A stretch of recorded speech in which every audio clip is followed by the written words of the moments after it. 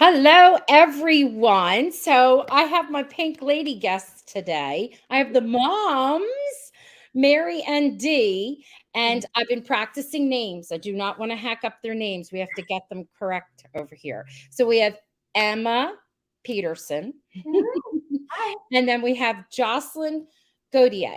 Did I do it right? I You did. nailed it. You nailed it. Oh my goodness, girls, I know you're busy. I am so excited that you're able to join us because what a way to open an episode with that fabulous girl gang mom scene, which I love. And you two actually open it up, right? It's the two of you starting. So before we even get started, everyone likes to, they fall in love with the characters, then they want to know about the actual actors. And then I like to share your background, and then they'll go off and research you and write my friends that are here, and they'll want to see all your stuff that you're in. So I wanted to talk about just like your career journey, like how you got here. And there's no special order. You just jump in like we're having a conversation around a table together. Great. So you both have similar backgrounds with music and but different. I researched, but music and dancing and acting, like you're super talented. So we want to hear how you got here. What, do you want to start or should I? Go ahead. Go ahead, Emma. Emma. Oh, great. Yeah, I have been singing and dancing since I think, God, 4 or 5 years old. Has to be. There are definitely a bunch of old like tape recorders of me like singing at the dinner table, just making stuff up. But I did. That was the only thing I was good at. The only thing I wanted to do. And then my family was like, great, we expect to see you in a couple of years. And I went off to Toronto and studied over there for a bit, which is where I started it all with like Murdoch Mysteries and Suits and some shows over there. And then came back to Vancouver and have just been having so much fun doing all of the musical TV shows and movies that happen in Vancouver that are just so much fun. That's a little condensed version of it all. We'll talk about certain pieces in a minute. Jocelyn, you have a little bit of a different background because if I'm not mistaken, you're classically trained, like different instruments and voice, right? I am, and I'm actually not from here. I'm from the States. So I know, it's very strange. So I was born in Canada, but I was raised in Indiana. And then when I started, again, much like Emma, piano and voice and dance and singing and acting, like when I was little. I think I started piano at 3 or 4, and then the rest of it, I mean, I was doing theater at 7, something like that, like all the way up through semi-professional or like professional community theater, like through my young years and then into high school. And then when I applied to colleges, I applied to places on both sides of the border because I'm a dual citizen. So I ended up coming out to school in Vancouver. I did my Bachelor of Fine Arts in Acting at UBC. So I'm actually not, funnily enough, I did classical singing, but I did it separate. I actually have an acting degree. And so, yeah, I know, strange. And then I kind of, so then I did my Bachelor of Fine Arts in Acting at UBC. And then I worked professionally for a year or two. And then I went to England and did a partial master's in classical acting over there, and then came back to Vancouver and kept working professionally. And I do both film and television and theater and musical theater professionally. So when you were over in England, what's something that you loved when you were there? What was something that like, you know, I wasn't there for too long, just a short little while. Because it was just like, it was a short little program. What did I love? It's just that London has a lot of history. The city has a lot of history, although it feels very, when you're used to being in Vancouver with the mountains and then Indiana is so flat where I grew up, right? Then you come here to the mountains and the space, and London is so tight. Everything, the streets are tight. It takes a lot, the smog kind of sucks you in a little bit. But the city itself is really neat. I think it just has a lot of history and a lot of beautiful culture, and yeah, I guess that's what I'd say. I Yeah. love it. I know. I always think about that when someone is in a different country or England. I always want to hear what you have to say because you were there. One time, one of our guests was talking about, we didn't even realize they grew up in Bath. And we're like, wait a minute, I have somebody who's going to be going. Can you tell us? And then she told us about Bridgerton stuff. And we're like, wow, you never know. You never know what little tidbit you get. And Jocelyn, do you have a dance studio? Do you teach dancing? I taught at a studio, so it wasn't my studio, but okay. yes, all through once I came back to Vancouver and then was working professionally and in between contracts. So I was working across Canada doing a lot of musicals and then film and TV in between, and I taught in between, but I taught out of a studio. So I taught primarily private voice, which I took the classical voice training separate because my acting degree, they mostly dealt with acting, but they also had a classical. She sings for the Vancouver Opera, and I studied with her for a long time. So she came in to teach the actors. But because I sang since I was a child, I pursued that at the same time separately because it wasn't a traditional musical theater program where you, like Emma went to Sheridan, right? Didn't you go to Sheridan? Yeah. Where it's musical theater, so they have voice at the same time. I kind of had to take that avenue separate. But then when I went on to teach, I primarily taught musical theater to kids and private acting and private voice. So, and I did that. The nice thing about teaching at that studio was that I had another teacher that I co-taught with. So we could kind of, when I went to do a contract, she would cover my students and vice versa, which is a really nice thing as a working professional. So the students don't get left behind when your teachers are going away to do contracts. Yeah. Listen, you two are like busy, which actually is very good. It's a good thing.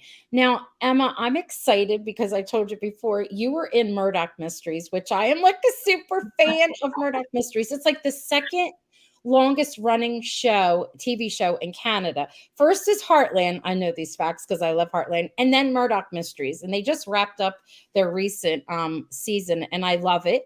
And I remember your episode. Tell us and show us some fun things that you have, you said. Yeah. I was telling Roxanne earlier, I don't know if you do this, Jocelyn. I save my call sheets, like one from almost every production. So I have like Murdoch Mysteries, July 19th, 2013. Oh, where is this? Yeah. I pushed sheet with all of the Yannick Bisson, Johnny Harris, Thomas Craig. It was so wild. Yeah. That was my second job. My first job out of college was Suits, and that was a terrifying night. But very fun. Pardon? I love Suits, the show Suits. They were so pleasant. They wanted me to improv. I was fresh out of college. That's a skill that I did not have at the time. But my second job was Murdoch Mysteries, and it was kind of a wildly pleasant experience because I auditioned for one episode, and they kind of held me over and brought me in for the next one, and that was the one that they kind of saw me better for, and it was Loch Ness Murdoch, where my best friend, she dies because we're in the beauty pageant and someone's pregnant. Pregnancy just keeps coming back in all of the roles I have. So that was a wild day filming. If you remember that whole big scene was filming in Hamilton Beach, 2013. That summer we had a heat wave, and there were women in I was wearing a corset, a burlap sack, which was the bathing suit, high thigh high wool socks, and that was my bathing costume. There were women there. Pardon? I'm like, I know. And it was a heat wave you could see it. It was supposed to be a heat wave then also. It always happens like that you end up shooting the Christmas movies get shot in the middle of summer when everyone is sweating. And then one of the last MOWs I shot, we were supposed to be in the middle of the summer, was done in October. And so we're wandering around in bathing suits in Kelowna, freezing our butts off. It's so funny how that happens. Yeah. I love it. It adds to the fun, the chaos, the experience. It creates a lot of memories. So I know, and when I ask that, I have people on, we're talking, and when that happens in the wintertime, they've got those heat pack things all over, and in the summertime, they sort of have the cooling packs and a cooling station. And I remember one of the actresses said that she really thought she was going to pass out. She just was done in, and she actually put under the soles of her feet. Someone said, put it under there. And it really brought her body temperature down. I'm like, oh, all the things that I learned. I mean, wow. Like There's all sorts of a lot tricks. of work. A lot of work goes into this. Even if you're on for all of like a minute, a lot of work went into that. So we're appreciating you.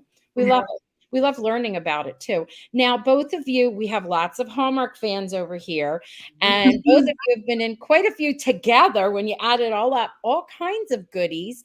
Do either of you have a wonderful memory or something that you really enjoyed in one of the movies, or your experience in general? Well, my most recent one that I worked on was last summer, the Wedding of a Lifetime. Mm-hmm.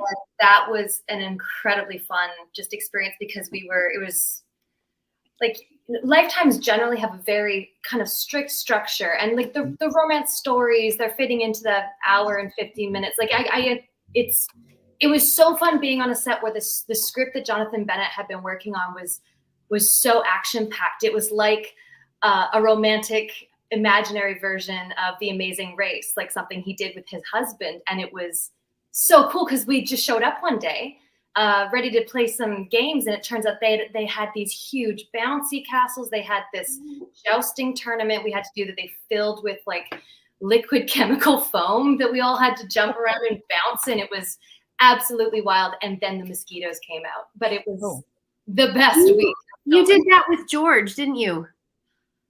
Krista, he was the number 2. He was played Jonathan's love interest.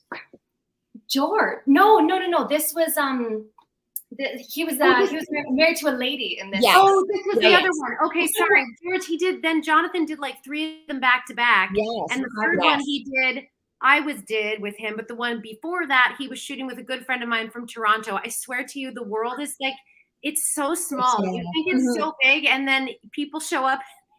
They just crazy. And you're like, wow, I know, I love it. He was talking about that, Emma, that scene that you were just talking about. He was talking about that crazy foam pit or whatever you were doing, and said it was just a ball.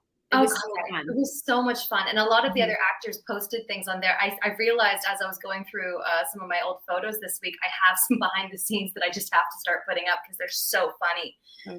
That we probably filmed the foam pit scene for 4 hours, and the foam started to evaporate because we had to jump in so many times. So there's so many like ass overhead photos and things like that. But yeah, you have to post them. People love that. You have to put it up, like put it on your Instagram account or tweet it out, whatever it is, whatever once it airs, we always take these, and then what happens is because we can't post them until they air, and then a lot of times I find they get buried on my feed and I heard my camera roll and I forget that I have them. It's yeah, definitely. How about you, Jocelyn? You have a good memory? They've all been really lovely experiences, to be honest. But the last one I shot, it hasn't aired yet. It's called Field Day. That will be out in the fall. So that one I did with some people that I knew were on it, which was lovely. One, Shannon Chan Kent, I know her from Musical Theaterland. That was really fun. But basically, the premise is, it's like Mean Girls of the PTO. Oh. And I got to play Regina George. So basically, it was it was great. It was really fun. It was really fun. My character was not a nice person, but it's fun to do those sometimes and be somebody completely opposite of your human self. Everyone says that. Oh, I got to be mean. Everyone's that where I got to be evil. Yeah. Right. But lovely cast and crew. We just had a really, really lovely time. Yeah.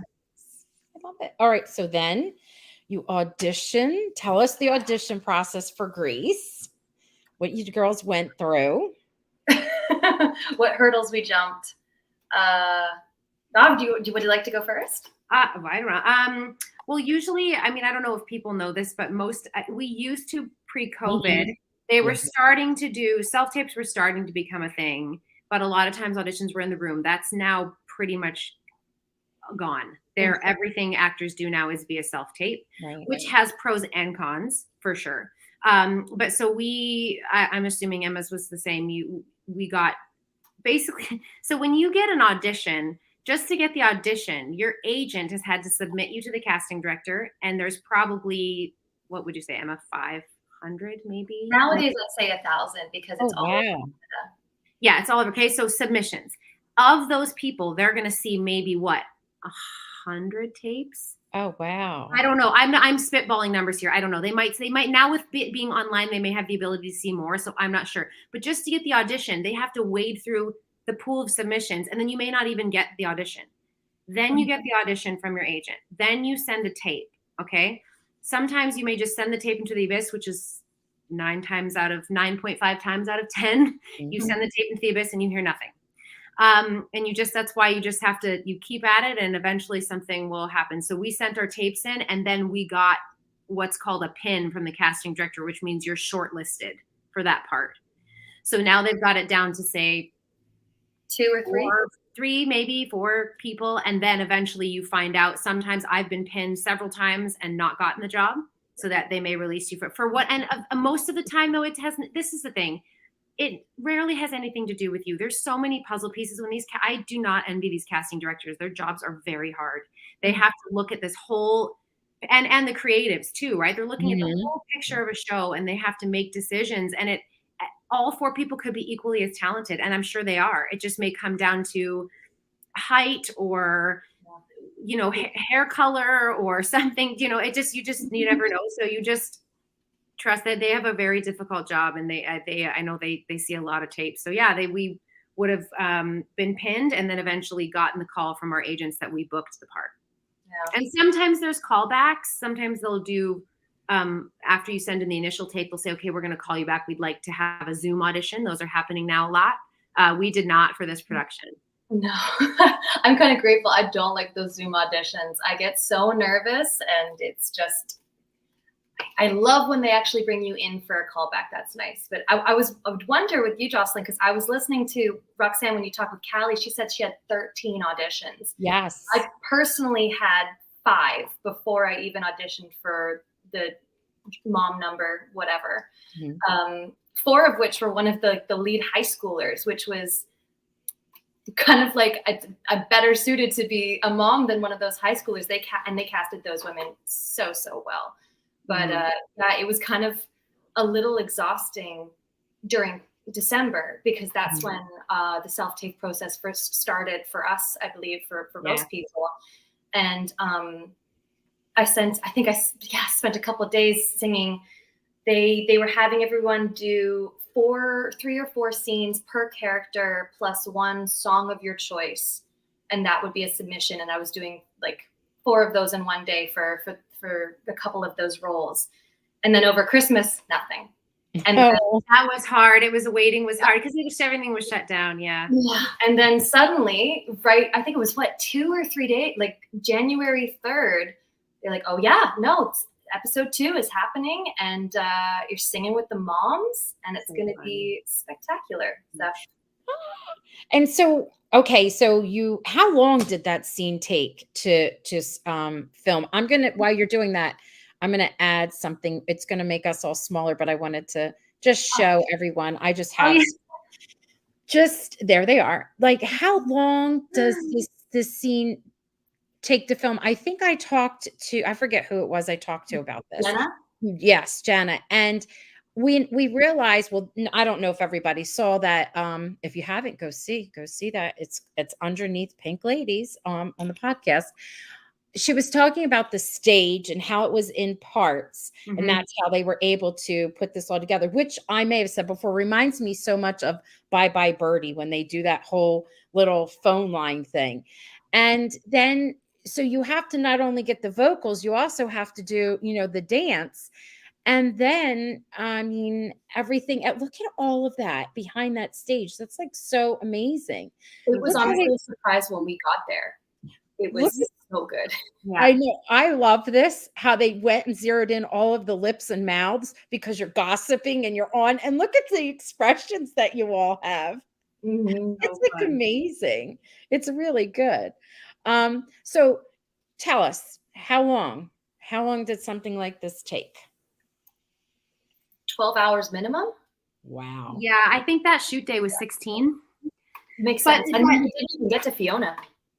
No, that's right. Yeah, and that was prior. So one of these series is a little bit different because we did a day in the recording studio first to lay down the track, which was an all day thing. I don't know, 10 hours or something. And then we had a couple days of rehearsals for the dance sequence.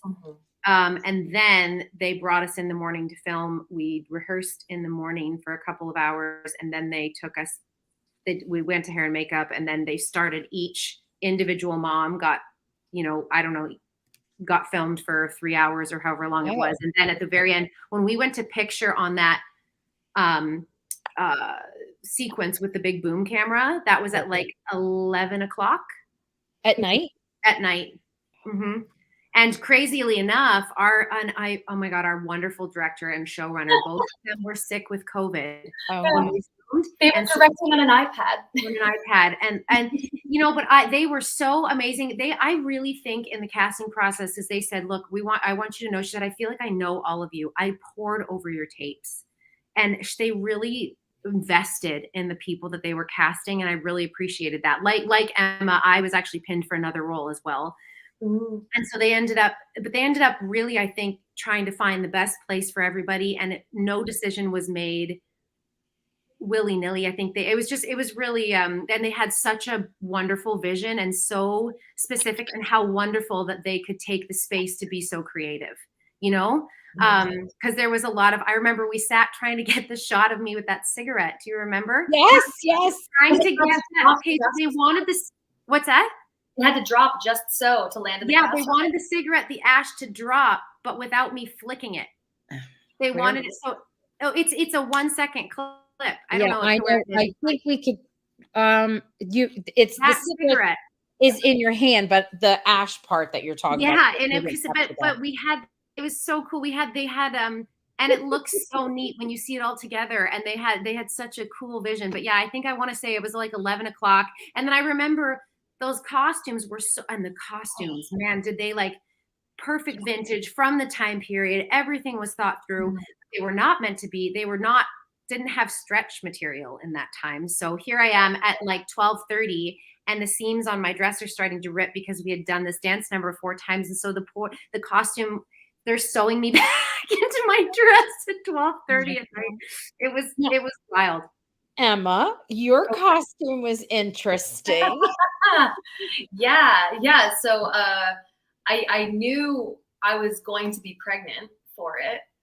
When I did my self-tape for this role, I was just drinking like a martini, some water with frozen grapes in it. And I was like, oh, this will be the bit. This will be funny. Maybe they'll use it.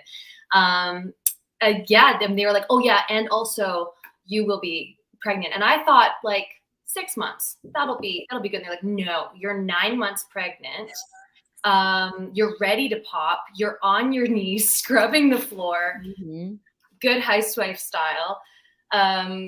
It was very funny. It was, I can't even the pillow was a little smaller than my torso, but very, very compact, quite dense. And it was sewn into Spanx. And they had 3 or 4 options, found the one that worked because that's a lot of layers to take on and off during that process. And then, I guess I was fortunate when it comes to the costuming that they had for me had to be a little bit wider just to allow for that. So I didn't have any seam ripping happen during this. But I was actually healing a knee injury during the time. So it was perfect because I was already pregnant. So I had some flat shoes on and just got to really lean back and hold it and run, waddle run for I saw. Which is the truth. I have a child. I know when you're 9 months pregnant, that is exactly what it feels like. Like you have a bowling ball. Yeah, I don't know about that. I had to there was a couple days because we would do our rehearsals, and then some of those days we'd come in for a 2-hour dance rehearsal, and then we'd have fittings right after because they kept having to make sure. I think that was the other thing they said is we say these are authentic vintage. They came from LA.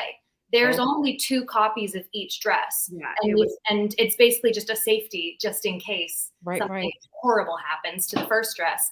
But they have to go back to LA. It's the same with the pearls. All of those are authentic costume jewelry that cannot be replaced.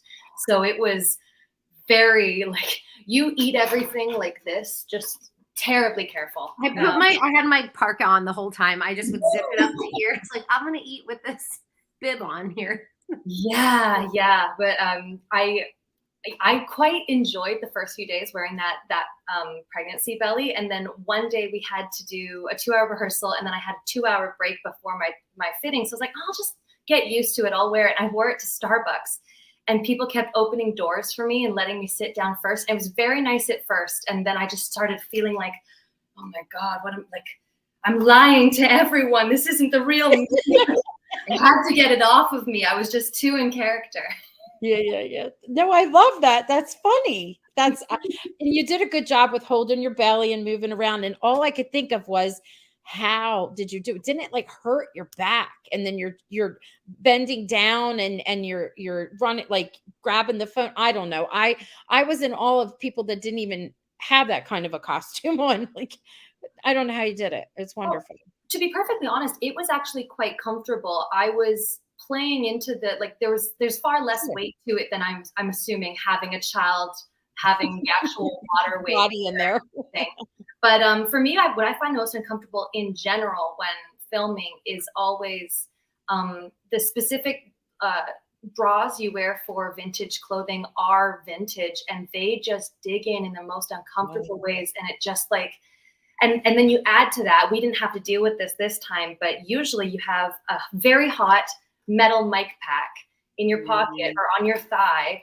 And then that's in your clothing, and you're sweating, and the mic pack is attached to the bra, and the bra is digging in, and that's usually the worst part for me. That honestly, I think I like lied down between takes on top of the belly. It was very comfortable.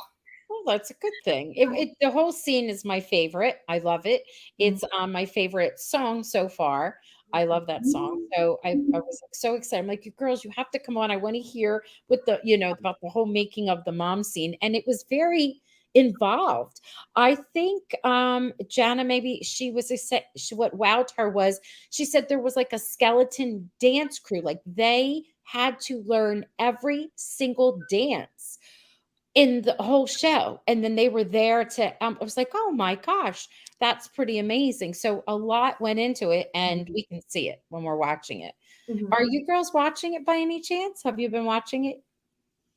I missed the first one, but we get the second one sent to us by one of the local editors. So I do have my episode. Oh, you got it sent to you? Yeah, from Frank. I didn't get it. All right, Jocelyn, call Frank so you can see yourself. I mean, I have Paramount Plus, so I streamed our episode. I have to catch up because I have a just 3-year-old at home, so my TV time is limited. I've been watching. I watched part of the first one. I've got to finish that one, and then I watched our scene. But I love it so far. It gets better and better. I just watched episode 3, and I'm like, oh my gosh, because the actor that's in it, I know who he is. And I'm like, he has to come on and he has to talk to us because he does a song and dance, and it's hilarious. So, I mean, every time I'm watching, there's something else that's like delicious for us to discuss. Now, so in general, what just wowed you? Like, what makes you most proud that you are a part of the show? And it doesn't have to be about something you experienced, maybe the series itself. I've never been more blown away by the consistency of the actors that I got to meet. Like the other actors I got to meet were just wildly skilled and such wonderful people to be around. Other than that, I just thought that the design was really outstanding. Watching episode 2 and season the I Want More song with all of the paper flying everywhere, like just wait, it only goes up. Oh, wow. Because some of the other actresses have been like, oh, look at this picture we took when we were filming this. And the stuff that's coming up, it only gets better. Cool. Yeah. Jocelyn, what was something? I mean, I would agree along that same vein. I think that every casting decision that they made down to like every role was just they just cast it so well. But they also had the creatives that were working on it too had such a vision for the show, and it's very evident when you watch it for 5. I mean, you can just watch the one opening number and you go, look, like that is. There's nothing that you've seen that's like it, right? And then, but all of them were such lovely humans, and that really makes a difference, you know. And they're so the cast and the creatives and the crew, everyone was so lovely, and they all were a team. That was the other part. I think that we're really working together, and so supportive, and like, hey, let's try this, and hey, let's try that, and yeah, it makes your job when you show up to set too a lot easier, right? Then you feel really supported and really lifted up, and I feel very lucky to have been able to be a part of it. It's wonderful. We're loving it. We have some comments and questions, but before we look at those, I have my just for fun question. So between the new series and then Grease 1 and 2, when you were in high school, who do you think you would be most like? Which one? Or which one would you like to be? It doesn't matter. Who do you think? Which pink lady? Or maybe it's not a pink lady. Yeah. Oh, yeah. Do you know? Go ahead. I was thinking about it this week. I think if who I was as a high schooler was definitely close to Cynthia. I believe that's the character. That's Ari's character. Yes. And they are just so fantastic at that. But I really felt that as the not only the theater kid from small town Squamish, but because that wasn't cool. But also into all of the anime, cutting off all my hair. I wore my brother's clothes. I was desperate to find something else and different that wasn't feminine when I was in high school. And so getting to actually see characters who are stellar and outstanding and not different, because there's so many people out there in the world like that, but just finally being shown on screen. Yes. I wish I'd actually seen that as a child. But who I'd want to be is Danny, because he gets the car and the girl. Oh, okay. I love it. That's good. Good answer. And you know what? Ari's voice out of that little body, it's not little, but you know what I mean? It's not stomping in, comes this most gorgeous voice. Love it. Love, love, love, love, love it. Okay. What about you, Miss Jocelyn? I was thinking about this too. And I mean, I guess you could say, I mean, they're not similar, but I feel like in high school, I thought that I was Sandy.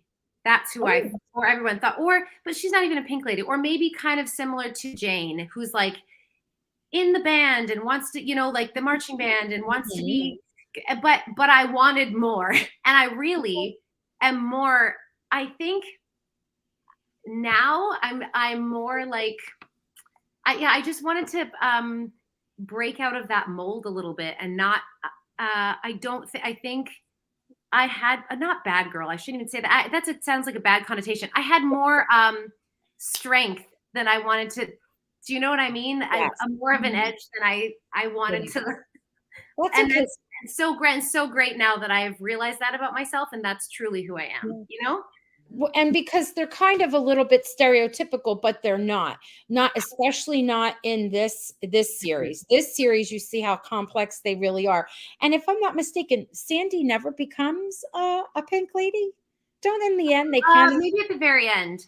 Or they kind of might break away from all of it because they try to change back and forth. One time, this is funny, when I was younger, I was talking to my boyfriend and I was talking about something about changing. And he said, "This isn't Grease. You're not Sandy. I'm not Danny. We're not." That's the thing. And me, I would never change for a man. Right. I wouldn't. I just think, when you're in high school, I was young, and I was like, oh, and you see that character, you want to be the the quintessential. And I was like, no, but that's not who I am. I do want more. That should be my theme song. Just like Emma, like you were saying, you were trying to figure out yourself too with your clothes and your hair and whatnot. So it's Yeah, I still haven't done it yet. That's okay. I don't think there's an end point. You just keep adding stuff on. I definitely thought at 20 I'll have my life figured out, and at 25 I'll have my life figured out, and it will never happen. Maybe when I'm 70, right? Yeah, maybe. All right, I'm going to share some things. So Rona is here. Hi, Rona. And she says she loves me some Murdoch Mysteries. And that was a good episode. What's Arlene saying? Have either of you ever worked on Broadway or off Broadway? The original Grease was a Broadway production before it became a motion picture hit. I have not. I have some fellow classmates from Sheridan.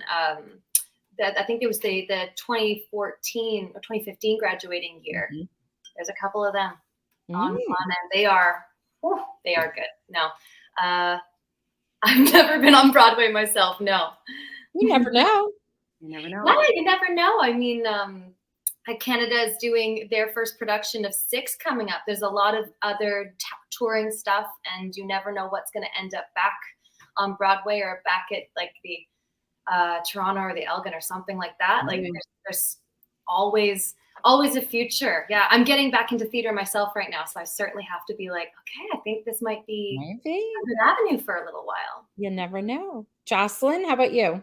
I have not been fortunate enough to work on Broadway, but I mean, I've worked across Canada professionally in a whole bunch of. I did the Canadian premiere of Ghost the musical, and then I'm auditioning for that. I auditioned for Six, and I actually had the opportunity to audition for another one. I auditioned for Anne Juliet that ended up going to Broadway.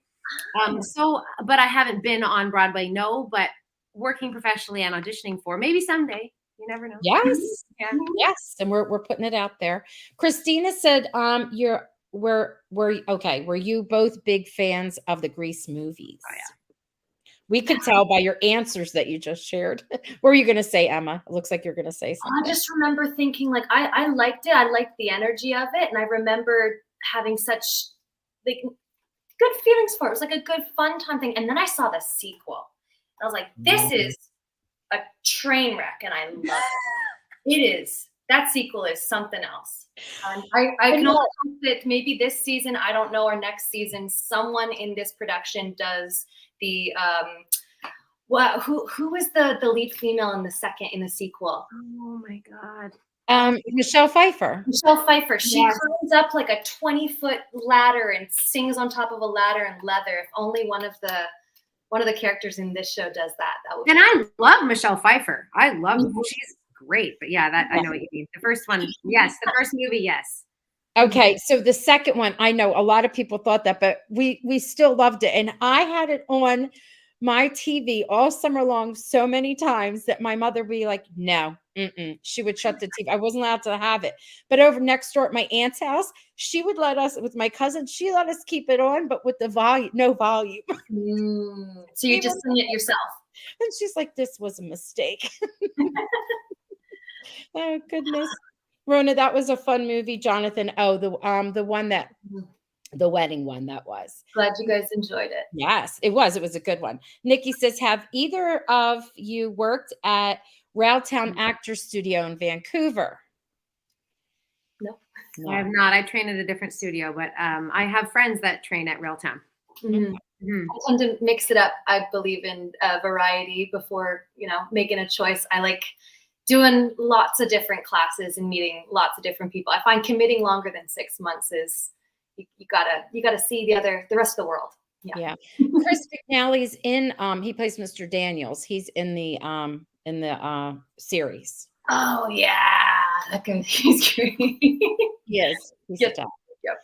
All right, Arlene, is the mom phone network scene were you actually singing to someone or just doing your own thing solo? We have our track in playing and in our ears. We were all singing live when we were recording our parts. Okay. Individually, we might not have been singing live during the group for safety. I did. Oh, you did? Okay, yeah. Some of us did. They just depended. Yeah, some of us did. I think. Yeah. Yeah, but I don't think there was. Yeah, the phone lines weren't hooked up; they were all props, so we didn't have anything on the line to Okay. in there to talk to. Yeah. It was like a masterpiece. It was like they orchestrated that like a orchestra and all the people came. I love that. That's cool.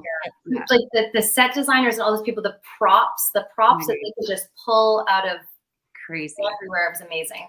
I loved it. The mom scene was such a fun scene. I loved how they were dressed and danced and sang. It was so uplifting. So it, like, got her all energized. Lifting. Yeah. I love that it just kind of sets up this kind of you don't really see them much again, but there's another girl gang in town, and they are not the good guys. And I kind of like that we're all playing like we really believe like they're never gonna get husbands. Like, what are they gonna do with themselves? And that's our truth. But like deep down, it's so much fun because you're like, oh, these are just the worst women. I know. Where was your favorite destination to shoot and why? I think in general, not for the show, but just in general and your experience. Oh, go ahead. Yeah, no, go ahead. Well, the two pop into my mind. When I was doing the Noelle Disney movie, the Anna Kendrick movie, I was one of the singing elves, and we were shooting in it was in the Callahan Valley near Whistler, around where they hosted the Olympic Games, and it was wild. They built an entire elf village. Like what you see in that movie when Anna Kendrick is just skating around is not green screen. It's not. It's real. And Whistler wanted to buy the set to keep it as a tourist attraction, but Disney was like, oh, maybe sequel, maybe not. So they hold on to that. But the other one was in Vancouver, the other big musical production they were doing here, and recently too, is Schmigadoon. And that was just basically in the same studio that we filmed this, the Mom's Number in. But they had these amazing 30, 40-foot blue screens, and they had built the bridge that we sing in the second episode on, or singing to Keegan-Michael Key. And it was really wild because then, of course, you see it when it's done, and that is all CGI or special effects, and it's so cool. It was those two were just mind blowing, very, very neat. Jocelyn? Oh, well, yeah, I mean, much like Emma, when we shot this Grease series, and I think Jana explained each room in that house was one soundstage. And then when it opens up and you see that, so when we walked into that, I mean, and not only did they have the moms then you have the giant boom camera with it's all a robot camera. I mean, and we had to have a whole safety meeting about get out of the way because the camera doesn't stop. You can't get in the way once it goes. It's crazy. Yeah. But it's cool to walk into a soundstage like that. It's huge with a set like that is wild, because then in the next building over, they had the ice cream shop that they were building right from and they had all the different sets in the, so just to be on it's a movie lot. It's exactly what you think of when you think of a Hollywood movie lot. That's what it is. It's really cool.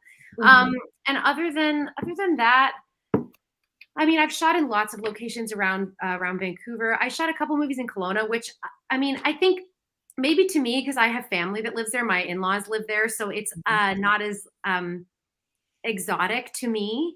But I think to anybody else that goes there, I mean, it's beautiful there. It's wine country. And so you're shooting, I mean, when you see the shots from the movie, that it looks really beautiful. It looks like Napa Valley, but it's not. It's Kelowna, so that was fun. See, people are going to put this on their list because they like to go take their vacations and check out the places when they hear about them. If you like wine, go to the Okanagan. All right. It's like a mini Napa Valley, 4 hours from here. It's great. Yeah. That sounds wonderful. Yeah. This was lovely, girls. Thank you so much for giving up your time and spending it with us. Yeah, this was amazing. Yes.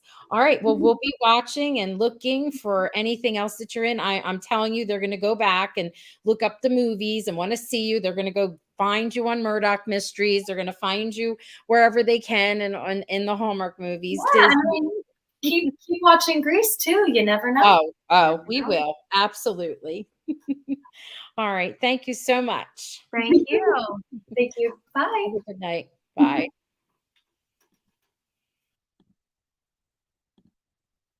Hello, everyone. So I'm going to bring back, this is a good time for you to like get yourself together, grab a drink. Hello, Jan, you're No, back. yes, I am. And we've got Jan here, and Jan loves Chris McNally just like I do, and all of you here, most of you here. So she is our guest host tonight, and we're going to recap episode 2, and we're going to talk about Chris, and I have some pop culture 50s for you tonight too. So they're all saying thank you, thank you, thank you to the girls. All righty. All right, Jan, are you ready? Sure, why not? I was All right. really enjoying the listening to the gals. They were something else, and I have to go back again for the 4th time to watch episode 2. So Right. it was great. It was great. I have to tell you the truth. Emma made a comment about a bridge, and I didn't remember a bridge, so I don't know. I will have to look to see if it's in episode 2. If not, we might have gotten an oops. Oh, okay. So something that I loved from the mom scene, which is how it opens, and I love, first of all, Girl Gang, love the song, perfect way to open. But something that I loved was when Tippy is the Susan's mom. She has the red hair and the blue dress, right? When she comes on and she's singing, she's on that couch. She says, it's so ironic, the lines that she has where she's like, oh, my teen daughter and her virgin eyes, she can't see this, and I'm thinking, we find out not too much after that when we get that letter in that Jane finds addressed to her that's in Buddy's locker, that she is not virginal at all, No, which not is at so all. ironic, right? Oh my gosh. It's always those sweet looking ones, and Yes. What about how they got the name of for them calling themselves the Pink Ladies? ladies. So go ahead. I think it was interesting. Nancy, she just came up with all these, for lack of a better word, evil titles. It was really funny, but and then I've lost her name. The gal that didn't fit in as a guy and did fit in as a gal. Cynthia. Cynthia, thank you. Yes. The way Cynthia said, oh, yes, we are ladies. Yeah, It just fit in so perfectly. To me, it was just right. It really was correct. It's funny because when they were saying the different names and the yellow jackets and whatnot, and then they said pink at first, and Cynthia's like, no. And then they wind up going with pink because they called them communist sluts. That's in the language in the song for the opening act, the communist sluts. And they, in their article, they were saying they're communists down to their pink undies. And if people don't realize, they use the word pink or pink-o for Americans that were supposed to be like communists because it was like a lighter shade of the red. Yes. And then they wound up using that, which I don't know if that is what the original writer of the show wanted it to be or not. And then Annabelle, like, she kind of played off of that. That'd be interesting to ask her. Which she should come on and we could pick her brain, right? Annabelle. Yeah. Oh my goodness. Okay. So what else? What else stands out for you in this episode? What was something you really liked? Don't talk about Mr. Daniels yet. Not yet. No, not yet. No, just when I'm just losing names like mad here. When Jane's dad, I believe it was Jane's dad, said, well, you shouldn't be doing that. And well, boys will be boys. I have such frustrations over that. That's Olivia. And that Olivia. Okay. Yes. All finally getting in trouble. The parents are being called. I find Nancy's one the best. Oh, just don't do it anymore. That's what we're like, don't do it anymore. But Olivia says, well, what about, because you're saying behind, Richie showed his behind, boys will be boys. Boys will be boys. It's unfortunately That's actually about the truth. That wasn't just, oh, somebody made that up. That's the way things used to be. I'm old enough to remember that. Yeah. Boys will be boys and girls must behave. Interesting. No, it was good. I thought it was interesting as they were trying to figure out how to get out of detention. The guys, they were sitting in the back of the room. They were doing anything they wanted because boys will be boys. Yes. And the girls were told, turn around, sit up straight. Yes. And just, I'm like, wait a minute. Double standards, which they keep. And you know what's funny is I know they can exaggerate things for the storyline. I don't think it was all that much exaggerated. I really think there definitely was a clear. It was not. It absolutely was not. As I say, my age, I remember stuff like that. Mhm. And actually, I had very good parents. I really did. But yeah, I have two brothers, and it was, well, boys will be boys, and Right. you're a girl, and you make sure that you behave. Just blah blah blah. Lillian's agreeing with you. She said that's so true. My brothers got away with stuff that I got in trouble for. Yeah. Mm-hmm. Now, go ahead. I'm sorry. I was just going to say, somebody told me I used to get away with a lot because I was the baby. And I don't think that's true at all. I was a girl. So, yeah, true. Go ahead. I'm sorry. They have different expectations, which is kind of, well, that's what that whole I Want More song, when Jane starts singing it, she's like, I push the boundaries, like her body language shows.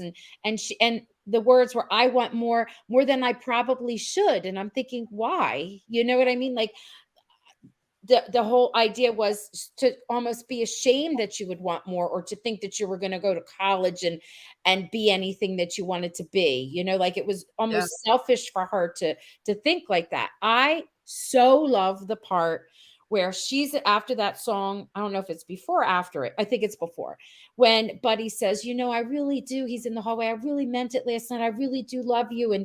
And she's like, really? And he says, oh, it's like I killed your cat or whatever. I forget what they said. Yeah, I ran over your dog or something. Yes. Yeah. And she more or less says to him, what are you going to do about it? Like, what are you going to do? You lied. Or I want you to, well, he's like, well, what do you want me to do? Well, I want you to tell the truth. And he's not going to. And that like makes her storm off. And I'm like, yes, which then leads to them trying to sort of get back at them. And, before we even get into that, let's see. Arlene says double standards were rampant in the 50s and 60s, and putting a spotlight on it now gives young viewers a glimpse into that thinking. Yes. You think it's rampant? Listen, it still kind of is. Even in the classroom, I am not like this on purpose. If they'll come around and say, we need 5 kids to help us do something like take the chairs out and put them down for the auditorium for the guests that are coming, I will purposely pick girls. I won't pick the boys because I'll do opposite stuff. Like, and if I have to vacuum something or whatever, I will choose the boys. I will flip it up because we still have people that don't realize and unconsciously, they are subconsciously, no one's unconscious. Subconsciously, they will pick the girls to do girl things and the boys to do boy things. Well, but the guys they're stronger, so you should be asking them to do the stronger things, and the girls know more about blah blah blah. So those are the excuses that you get. Right. Now, there was in the when the girls were in the hallway and they first come down and the T-Birds are there and they're like, this cracked me up. This is one of my favorite lines. And I think his name was Potato, the T-Bird named Potato. He says, oh, look, it's a girl gang. What are you going to do? Beat us up with your pocketbooks? Some of them can't lift our pocketbooks. Trust me. I loved it. I thought that was great. And then they were trying to give their speech, and the guys were like, oh my God, it sounds like you're whining. Come up with something different. Yeah. And then that led them to go out and search and hunt and look. I love right away, I could see a thing about Richie and and Jane kind of getting together, right? Are you seeing that coming along? Yeah. Oh, Mm. yes. Absolutely. Absolutely. What I wanted to mention Mhm. before we were talking about um, Buddy, Buddy. Yeah. Buddy was told, Jane said to him, tell the truth. Mhm. And then later on at the party when they were in the closet, he Mhm. said, I can't ruin my reputation. What the heck? No, you ain't what I thought. Guess what, Janice? You're all like a robot, but I know what you're saying because and then he's also, So it's yeah. you froze and we're a robot. Say it again. I said there are times when I'm very bad. I watch a movie or a show, whatever. I want to smack somebody, and I definitely wanted to Him. He thought only smack about himself. Yes. Buddy. That I All thought. right. So oh, you keep freezing. There I we go. kind of think that Okay. Hazel and Bobby will get together. Christina Lohman, we are not talking about that because we have not met Hazel formally, Christina. That is for later. Yeah, both of us are going back and forth. All right. So now But we get to that. They find the letter in the mail, not the mailbox, in the locker. And it's locker. addressed to her, and she reads it. And there's all this delicious stuff in it that he has done. And she decides to take it to the party, right? I Yes. love the part where she has the opportunity to embarrass him, but what she sees is she sees the girls coming out. And I talked a little bit with Callie about this. The one boy puts his hand on her breast, and Yes. we had talked about the intimacy coordinator needed, and who's buttoning up their shirts and stuff. And she's looking around and she doesn't do it because she's like, the boys are going to be boys and it's going to hurt the girls, and she can't do it. Yeah. It's not going to work out for her. Right. And I love her that she has a conscience, and I love that she really is looking out for people to have an even playing field, and she's ahead of her time. Yes. Yes. And I was going to mention that it was like she could not do something nasty just to get even. That was definitely Right. not her personality. Yeah. So And so I don't know, it was a good episode, but it kind of made me a little angry too by all of the double standard, but it's good. That meant that it was good acting. yeah. Any of you out here that want to add your little 2 cents about any of it, let us know. Did you have another scene you wanted to talk about? Are you ready to dive in with Mr. Daniels? I'm always ready to dive in with Chris. With Mr. Daniels. There are so many wonderful things in his little scene. Before we get there, though, when the girls were out, trying to do their detective work and hiding out or whatnot, we've got Olivia, who goes into the office, finds the file, and they zero in on it. I meant to show a picture of it, and I forgot because I am going to share some pictures in a few minutes. And Chris mentioned this. Chris, who's here, I'm going to highlight something that she's saying right there, Arlene. And they zero in on April, is it the 15th? It was supposed to be April 15th. Oh, confound. That sounds right. It was in the middle of April. Yeah. Right. But they said 1953. And they have the whole detailing of when what went down and what happened. Remember, you said you Yes. saw what Yes. they said, right? What did Right. it say, Jan? What was it that it said? There was a comment about someone, and I don't know who wrote it, but someone said, I came in and I saw her pushing herself onto him, or forcing herself onto him, and he was trying to push her away. And that's what he reported, which was not quite what he happened? implied when she went in Right. to discuss it with him in the classroom. Right. So going back to the date, it was April 5th. Thank you, Christine. So going back to the date, they put down 1953. This is the school year of 1954. And April 5th of 1953 was a Sunday. So in real life, so they made a mistake, but I think they made a mistake because they were thinking about school year, and we'll get more into that in a minute, but we'll discuss that too. So before we even dive into all of that, I wanted to add my little 1950s pop culture. What do you think? I'm going to ask everybody that's here and add it into the chats. What do you think are some subjects that were taught in 1950s that are no longer taught now? You too, Jan. You could jump in, and I'll talk about. Go ahead. And I have a silly question. I mean, yeah, I graduated in 1963, long okay. time. I don't know if they still have home ec, if they still have sewing. I talk to my grandkids and listen to what they do in gym, and we did a whole lot more in gym than they are allowed to do now. I don't know if there's a shop for the guys, Mhm. that kind of thing. I Yes. didn't see that in the schools in which I worked, so I don't know. You're correct. They had shop, and that's not like, it's not like a general shop class anymore offered at the high school. They do have like maybe something with mechanics or something with like building, but it has different names and it's broken up, but it's not a general like shop class. And home ec really is no longer like a home ec, especially then, because they were definitely like more about child rearing too. Christine is saying my mother taught some of the home ecs in the 1950s. They used to have typing. They no longer offer typing. Yes, They also had shorthand and bookkeeping. yes, that's right, and I had those. Yes, yep. Latin. Latin was Oh, heaven forbid you lose Latin. Yes, had to have Latin. right. So those are some even like etiquette. They even had like a class on etiquette.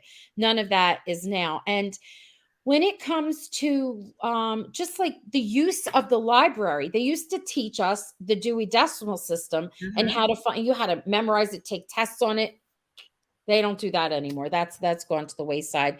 And also something else was a couple of things in gym. No more dodgeball. Dodgeball is gone, even though it was a big deal then, because you could get hurt playing dodgeball, and people see it now like as almost like a bullying. Mhm. And also in gym, they would teach you how to foxtrot or maybe do a Yes, square dance. yes. Yeah, I no was going to longer in that. comment on the fact that my husband had dance classes in high school. There's Mhm, something I don't know if I dare mention. mhm. He went to Kearney, and Kearney had a pool, and the Oh, kids used to yes. swim, but they didn't swim with clothes on. Yes. That's what I said. That's really You're different. kidding me. You're kidding me, right? He goes, no, no, no, we're serious. But they don't have the pool anymore, and there are a lot of other Right, things right, they don't right. have anymore. Oh my gosh. But yeah, Rona's saying we danced with guys during gym class. I did too when I went to school. And there's some other cool things. Yes, I forgot about that. I took steno and typing in high school. yes. Well, yes, photography, but they still do offer photography. Photography Yeah, is not that odd to it. Does anyone know if they're still sewing? I had sewing. there is. There Yeah. is. Okay. Um, Many schools had all the vocational classes in high school. This is true, but they ended up going to vocational schools. Right. Absolutely. Like beauty school dropout. Remember the girl beauty school Yes. dropout? Yeah. Yes. Yeah. Yeah. Okay. Now, I learned Rona learned the Lindy in gym class. oh, Yes, I did say shorthand. yeah. Nikki is asking you, Jan, where are you from? New Jersey, Central Jersey. She's a Jersey gal. And just like Roe, I'm a Jersey girl. Hmm. So yeah, We are Jersey Carney in girls. New Jersey. We are Jersey girls together. Okay, I'm gonna add some delicious scenes here.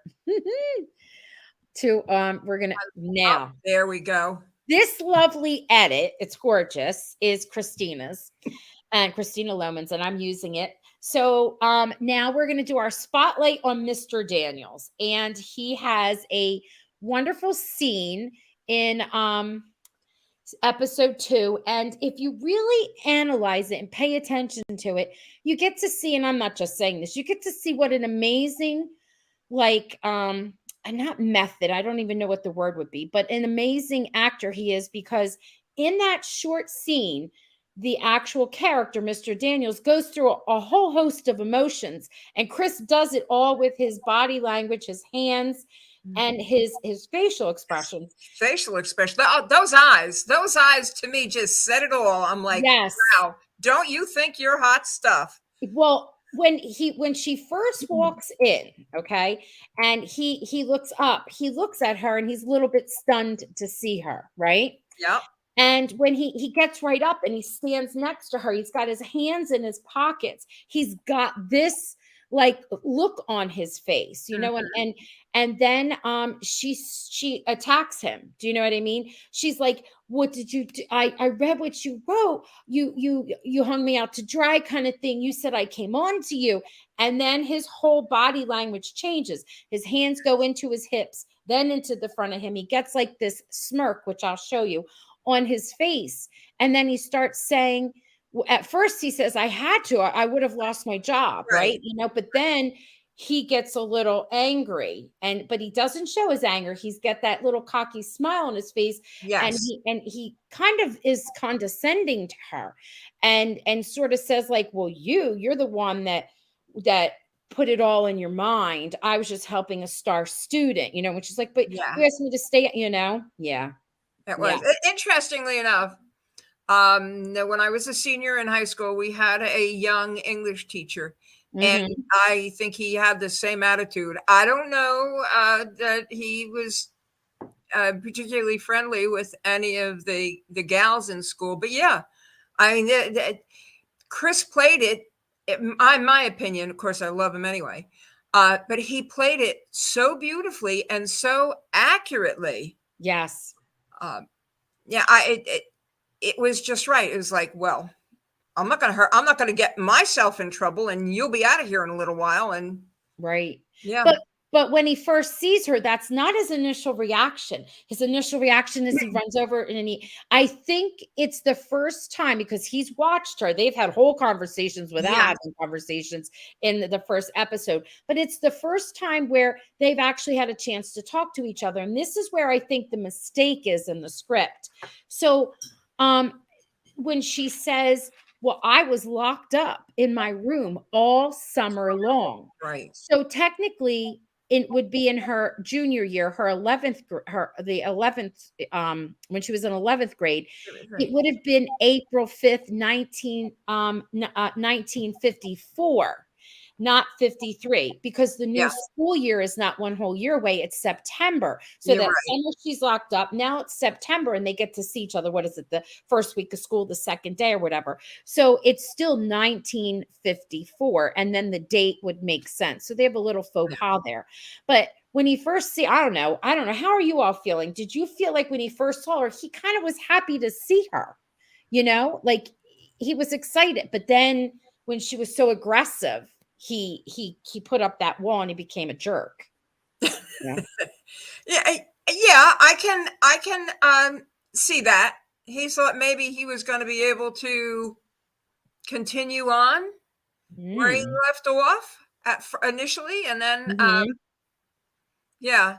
mean he went from, thing I thought was interesting, he went from, well, I didn't want to lose my job, kind of saying yes, he was guilty, to, well, you know, I would naturally take interest in some student that I think is bright and can handle, you know. So he kind of flipped when he realized that she was going to be nasty and take it someplace, and he kind of, in my opinion, kind of said to her, you pursue it any further and I'm just going to pull this thing on you. I thought you were an up-and-coming student, and that's why I did it. So yeah. Arlene saying Mr. Daniels' dimples were just too much for Olivia.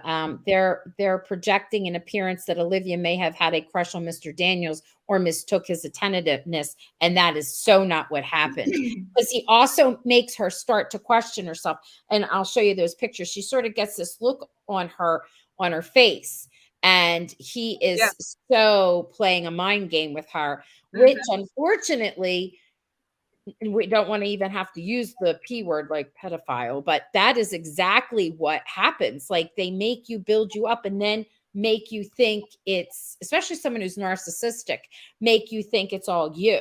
You know Yes. what I mean? When they're done or they find themselves in trouble, you know? Let's see.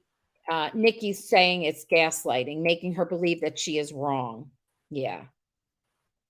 And Christina's saying he makes it like, oh, we said that one. Oh, it is. When Mr. Daniel says to her, I didn't lie. I wanted to smack him.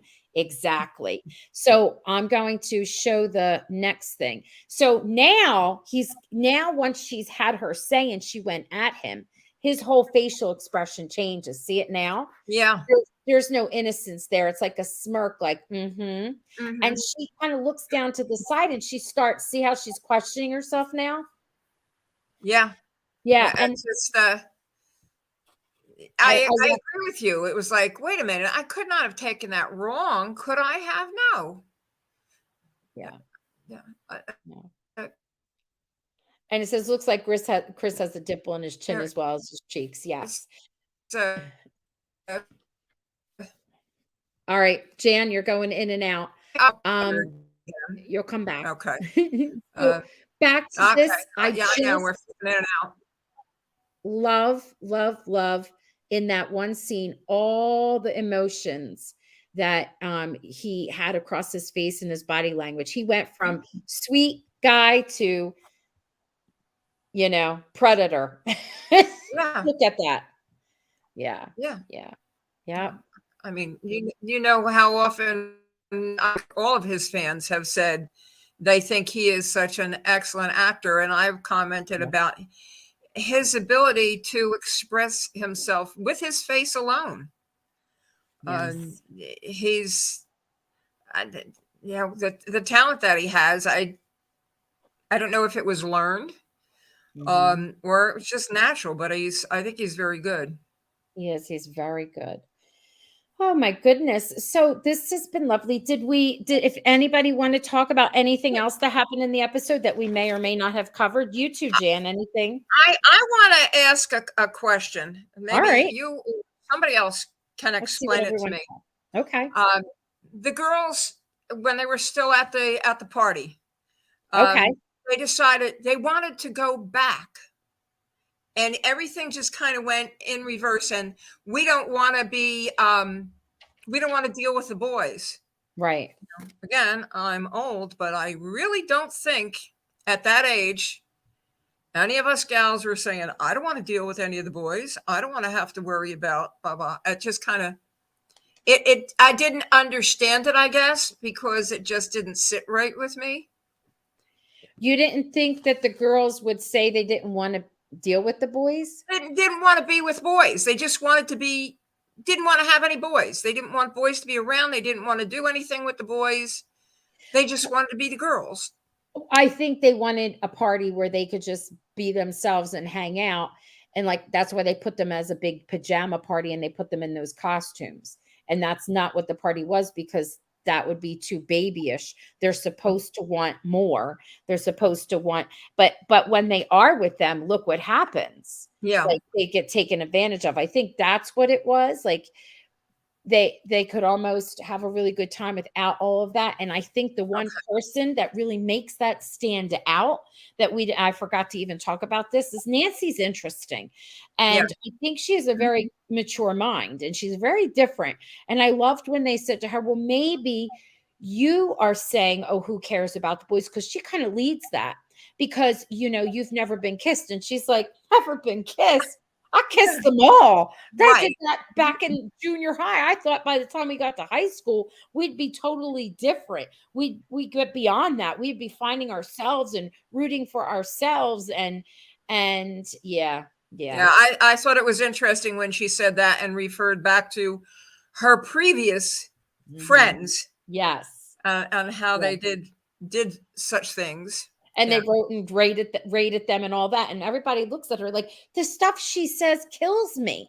She just comes right out with it. And we're like, oh, wow. The smirk spoke volumes about his confidence in getting away with it. Yes. Yeah. Christine saying boys' hormones fly high at that age. So do girls. Yeah, trust me, I know that. Yes, Nikki's saying I thought they just wanted a girls only party. They became different people when the boys are there, like they have to be programmed to be. Yes, yes, yes. I love it. Nancy gave Buddy a B minus. That was a pretty good grade, I think. And Nancy says, boys, to Nancy, I'm sorry, Carrie says to Nancy, boys stand in the way of her goals. And that's true. Yes. And one of the things that cracked me up was in episode 1, her 2 best friends, which this is something I always found weird. Yeah. When you're in a car and people are making out around you, that's just weird. Yes. Right. So she gets upset and she gets out of the car. And this is in episode 1. And then later in episode 1, her friends are like, well, we want to sit on the bleachers. We've matured. And she's like looking around. Oh, yeah, you're matured. Right. And then when you get to episode 2, when she's like, I already did all that. I already did all the kids. She's really the mature one. They're like, I'm done with that. I got goals, you know? Yes. Yeah. Yeah.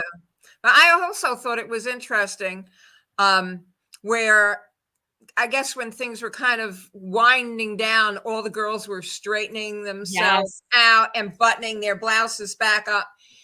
I thought initially it was because they're actually just sluts, shall we say that word?